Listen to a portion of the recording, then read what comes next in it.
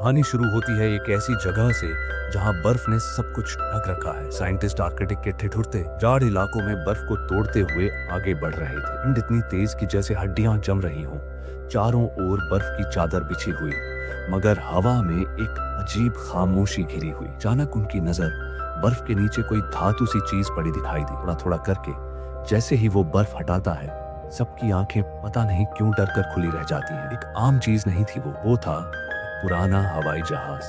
कितने सालों से बर्फ के नीचे दबा पड़ा था, कौन जाने। वैज्ञानिक अंदर घुसते हैं, तभी कहीं अंधेरे में टॉर्च चमक उठती है। वहां बर्फ में आधा धंसा के उन्हें मिला एक गोल ढाल, लाल, फिर सफेद, उसके बाद नीला, रंगों में बना था एक तारा। हाँ, वो था कैप्टन अमेरिका का ढाल। के बाद कहानी हमें फिर 1942 में पहुंचा देती है। हम जर्मनी पहुंचे, जहां एडोल्फ हिटलर का करीबी आदमी, एक पागल साइंटिस्ट, साथ में कमांडर जोहान श्मिट, वो अपने जवानों के संग एक बूढ़ी चर्च के अंदर घुसता है कि दिमाग में बस एक ही बात है कि ऐसी चीज खोजनी है जो उसे बेपनाह ताकत दे दे। जोहान साइंस में तो माहिर था ही, प्लस इतिहास के साथ साथ आध्यात्मिक विषयों में भी उसकी रुचि थी। पादरी से मिलकर बोला, मुझे वो चाहिए जो कभी देवताओं के पास हुआ करती थी। पादरी उसे रुकवाने की कोशिश करता है, बोलता है उस ताकत के लायक नहीं हो। जोहान हल्के से मुस्कुराता है, दीवार पर मौजूद बटन को दबा देता है। वहां से एक अजीब सा पेड़ का डिब्बा निकलता है। जैसे ही वो डिब्बा खोलता है, कमरे में नीली चमक फैल जाती है। चीज था इससे रैट, देवियों देवताओं की ताकत से भरपूर एक जवाहर। जोहान फटाक से पादरी पर गोली चला देता है,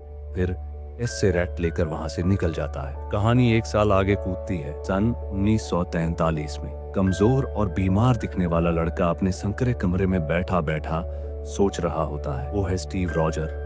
वो लगातार अमेरिकी सेना में नौकरी पाने का प्रयास करता रहता है। हर बार मेडिकल जांच में नाकाम रहता है। सीना पतला, कद छोटा, बीमारियां लगातार सताए हुए। दिल लड़के का काफी मजबूत था। वो हर बार सोचता था, अब मेरे देश के सैनिक लड़ रहे हैं तो मैं क्यों नहीं। एक बार बकी उसे किसी नए इवेंट में ले गया। हाँ, आने वाले वक्त की धरती नजर आ रही होती। वहीं नजर आता है हावर्ड स्टार अपनी उड़ने वाली गाड़ी का प्रदर्शन कर रहा होता है। हाँ, यही टोनी स्टार्क यानी आयरन मैन के पापा है। स्टीव वहाँ एक नया सेना भर्ती पोस्टर देखता है। उसके बाद अपनी कोशिश शुरू कर देता है। एक तरफ एक बुजुर्ग वैज्ञानिक डॉक्टर अब्राहम एर्स्काइन स्टीव की बातें मान लेता है। वो ध्यान से देखता है कि ये लड़का बाकियों से हटकर है। का हुआ तो है, अगर दिल का साफ है। अब्राहम उससे पूछता है, नाजी को मारना चाहते हो? स्टीव जवाब देता है, नहीं, सिर्फ सही काम करना चाहता हूँ। ये बात डॉक्टर अब्राहम तक पहुँचती है। वो स्टीव को अपने सुपर सैनिक प्रोजेक्ट में शामिल करने का फैसला कर लेता है। स्टीव की प्रशिक्षण यात्रा शुरू होती है। बाकी फौजी मजबूत है, लेकिन स्टीव सबसे ज्यादा कमजोर। दौड़ में तो वो सबसे पीछे, मगर पुशअप में सबसे पहले हाँफने लगता है। उसकी हिम्मत किसी से कम नहीं है। एक सुबह जब अभ्यास जारी था,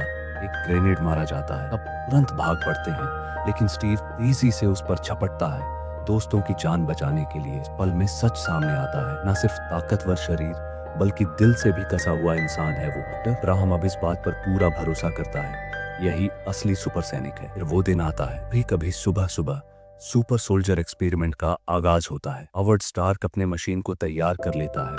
स्टीव को एक कमरे में डाला जाता है। उसके शरीर में सीरम का इंजेक्शन दिया जाता है। मशीन की रोशनी के साथ साथ स्टीव दर्द से कराहता जाता है, पर वो ठहरने से इनकार कर देता है। मैं सहन कर सकता हूँ, बस रुकना। मशीन फिर 100% तक पहुंच जाती है के बाद दरवाजा खुलता है। सभी अचंभित हो जाते हैं। वो वही पतला स्टीव नहीं है, एकदम तगड़ा, लंबा वाला और ताकतवर कैप्टन अमेरिका बन गया था। अगर खुशी ज्यादा देर कायम नहीं रहती। जोहान का आदमी वहां पहुंचता है। डॉक्टर अब्राहम पर गोली चला देता है, फिर सीरम की आखिरी बोतल वहीं गायब कर देता है। स्टीव उसके पीछे दौड़ पड़ता है। इतनी तेजी से दौड़ता है कि कार से आगे निकल जाता है। वो आदमी सीरम को तोड़ देता है, फिर अपने आप को जहर दे देता है। अपने आगे सिर्फ इतना कहता है, एल हाइड्रा। यूएन टेसरैक्ट के ताकत के बल पर अपने साइंटिस्ट भाइयों के संग वो ऐसे हथियार तैयार कर रहा था जो पूरी दुनिया को हिला सकते हैं। हिटलर को भी मानने से इनकार कर देता है। अपने आप को ही भगवान बनाने पर तुला पड़ा है। स्टीव सरकार का प्रचार कर रहा है पहले से ही। वो कैप्टन अमेरिका बनकर दिखता है।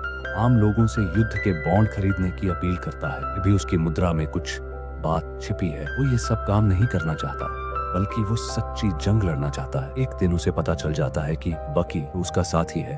हाइड्रा के ठिकाने में फंसा हुआ हूँ। स्टीव कार्टर के साथ मिलकर काम करने लगा, बिना किसी से पूछे। दुश्मन इलाके में पैराशूट के सहारे छलांग लगा देता है। हाइड्रा के फौजी हैरान हो जाते हैं। वो अकेले में भीतर घुसता है, सभी कैदियों को छुड़ाकर बाहर निकालता है, बक्की को बचा के बाहर निकालता है। उसकी पहली बार मुलाकात होती है रेड स्कल से हान श्मिट, जिसने अब लाल कपाल वाले पिशाच का रूप धारण कर लिया। स्टीव उसका असली चेहरा देखकर सन्न रह जाता है। योहान खुद कहता है, हम दोनों डॉक्टर अब्राहम के बनाए हुए हैं, सिर्फ इतना अंतर है कि मैं पहले तैयार हो गया। स्टीव अब दल के साथ चल पड़ता है हाइड्रा के अड्डों को ध्वस्त करने के लिए। हावर्ड स्टार्क उसे विब्रेनियम का ढाल देता है, गोलाकार, चमचमाता हुआ और टूटने के करीब करीब मना। कैप्टन अमेरिका अपने वास्तविक रूप में मिशन पर चल पड़ता है, एक के बाद एक ठिकानों पर हमला करता है, ये हथियार बर्बाद कर देता है। पूरा अमेरिका उसे अपना नायक मानने लगा है। स्टीव के दिल में पेगी के लिए भावनाएं जाग उठती हैं। पेगी भी उसी की तरफ झुकने लगती है। इन जंग में प्यार भी के रह जाता है। एक बार कैप्टन अमेरिका अपनी टीम के साथ डॉला को धकेलने के चक्कर में ट्रेन में घुस पड़े। मिशन तो पूरा होता है, वहीं बकी ट्रेन से सड़क के घाटी में गुम हो जाता है। स्टीव के भीतर ही टूटने लगता है। के लिए बकी महज एक साथी ही नहीं बल्कि परिवार जैसा भी था। आखिरकार स्टीव को पता चलता है कि रेड स्कल जहाज में बैठकर वो पूरे संसार पर बम गिराने की साजिश कर रहा है। स्टीव अपने दल के साथ मिलकर हाइड्रा के आखिरी ठिकाने पर धावा बोलता है। जबरदस्त झड़प चलती है। आखिरकार कैप्टन अमेरिका उस जहाज तक पहुंचता है। रेड स्कल और स्टीव आमने सामने आते हैं। एक दूसरे से भयंकर झड़प हो जाती है। स्टीव अपनी ढाल उछालता है जो तंत्र से टकराकर एसेरेक्ट निकाल देती है। हान उसे पकड़ लेता है और वो उसकी ताकत बर्दाश्त नहीं कर पाता। कमरे में नीली चमक धीरे धीरे घुलने लगती है।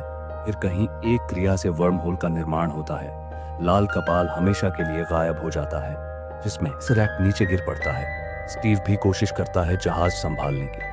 अब तक काफी वक्त बीत चुका था। पेगी से रेडियो के जरिए आखिरी बार बातचीत करता है। ये बोलती है, आँचना कभी मत छोड़ना। स्टीव मुस्कान के साथ बोलता है, जरूर अगले शनिवार। वो जहाज को बर्फीले आर्कटिक में धकेल देता है, देश को बचाने के साथ साथ करोड़ों जानों की रक्षा करने के लिए कि ये कुर्बानी कभी मरती नहीं। सालों बाद हावर्ड स्टार्क को टेसरैक्ट मिल जाता है, लेकिन कैप्टन अमेरिका कहीं नहीं मिलता। दुनिया उसे एक नायक की तरह याद करती है। गुजरता जाता है, ताल पलट के नए हो जाते हैं। एक समय पर फिटकार भरी हवा में एक सिपाही की आंखें झटके से खुल जाती हैं। वो है स्टीव रॉजर। उठता है, इधर उधर नजर डालता है। पुराना रेडियो, पुरानी जगह, फिर भी कुछ गलत लगता है। रेडियो में 2011 के बीच 1941 का मैच आ रहा है। बाहर आता है, अपने आप को महसूस करता है न्यूयॉर्क टाइम्स स्क्वायर के बीचों बीच। 70 साल बाद की दुनिया उसके सामने आ जाती है। निक फ्यूरी आता है, फिर बोलता है, 70 साल तक बर्फ के नीचे दफन रहे लेकिन जिंदा रहे। स्टीव बस आसमान की तरफ ताके आ रहा है। वो कहीं न कहीं दूर खो गया है। के बाद पोस्ट क्रेडिट में निक फ्यूरी उसे बताता है, मेरे पास तुम्हारे लिए एक खास मिशन है कैप्टन। यहीं पर खत्म होती है अमेरिका फर्स्ट वेंजर की कहानी।